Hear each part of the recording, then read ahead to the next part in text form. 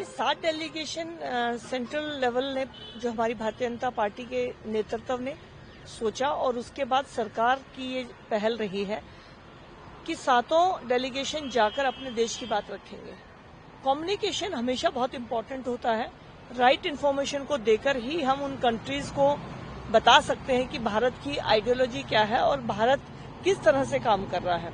पाकिस्तान बरगलाने का काम बहुत करता है और साथ में जब चाइना जैसी कंट्रीज हैं जो कि उनके साथी हैं, पड़ोस में हमारे, तो बहुत जरूरी है कि पूरे विश्व को पता होना चाहिए कि भारत का स्टैंड क्या है। तो भारत का स्टैंड बिल्कुल क्लियर है। पाकिस्तान में जब हमला वर्ड गलत है, पाकिस्तान में जब आतंकवादियों को खत्म किया गया तो भी बिल्कुल निशाना बंद करके उनके आतंकियों के सिर्फ और सिर्फ उनके स्थान पर हमला किया गया। तो ये भारत अपनी बात रखने के लिए आज पूरे विश्व में जा रहा है और यही भारत के बारे में जो लोगों की सोच बदली है उसका कारण ये कि भारत डायलॉग करता है। तो ये डायलॉग के लिए जब हमारे डेलीगेशन गए हैं, इससे इंडिया के बारे में लोगों का कॉन्फिडेंस बढ़ेगा, हमारी आइडियोलॉजी समझ में आएगी और हमें आगे चलकर और सपोर्ट बाकी कंट्रीज से मिलेगा। लेकिन ऑपोजिशन लगातार सवाल उठा रही है। कांग्रेस के नेता विजय वाडेसवार का कहना है कि 5000 के ड्रोन के लिए इतनी लाखों की मिसाइल यूज हुई। वहीं जयराम रमेश कह रहे हैं कि 1 महीना हो गया अटैक को, लेकिन पहलगाम वाले आतंकी अभी तक पकड़े नहीं गए। इसको आप कैसे देखती हैं? ये बहुत शर्म की बात है कि एक ड्रोन के लिए मिसाइल यूज हुई। वो ड्रोन हमारे देश में आके कितना नुकसान कर सकता था जान माल का। ये हमारी मिसाइलें देश की सेना के पास इसीलिए कि देश की रक्षा कर पाए। और ब्रह्मोस मिसाइल तो देश के अंदर बनी हुई है।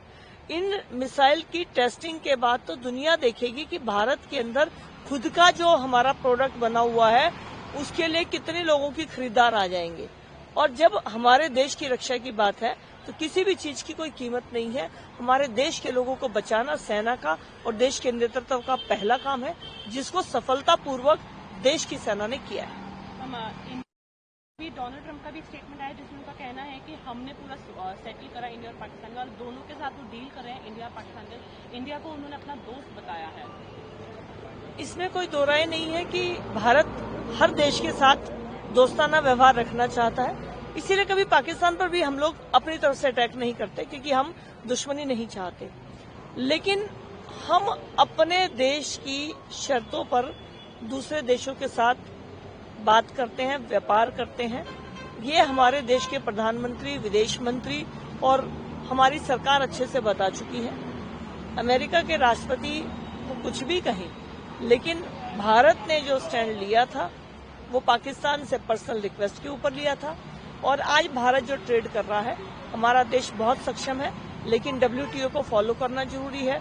ग्लोबल ट्रेड का आजकल जमाना है, लेकिन कहीं किसी देश के आगे हमें घुटने टेकने पड़े, आज भारत में वो स्थिति नहीं है। भारत बहुत मजबूत है। दुनिया को ये बताएंगे कि पाकिस्तान और भारत को एक ही तराजू पर तौलना ठीक नहीं है। दुनिया के फाइनेंशियल इंस्टीट्यूशन से पैसे लेकर आतंकवादियों को पालने और पोसने वाले देश को आइसोलेट करना जरूरी है।